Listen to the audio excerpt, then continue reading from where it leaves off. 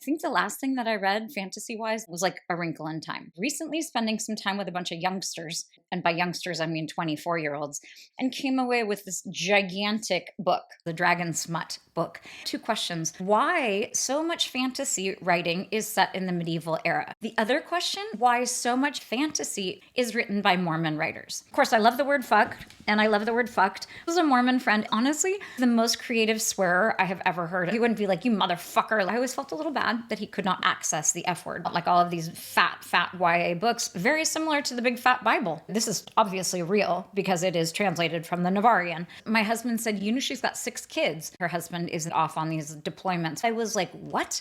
I was like, oh my God, like what have I done recently? Wouldn't it be funny if all of them were just like dedicated to this one kid, Aaron, and no one else got a book? You should hang in because I'm going to read out loud some of this smut. It is really hard to write well about sex, word choice, and I just get so like kind of tied up and like, no pun intended. You will notice that I am wearing what looks kind of like a metallic shield in solidarity with our Violet. Also, apparently, with this metallic book. Oh my gosh, those youngsters introduced me to the term romantasy, the love child of romance and fantasy.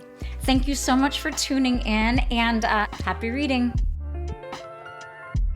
Things that are kind of in the quote unquote real world, and then you have the prose. I don't know if you can see that. This is crazy.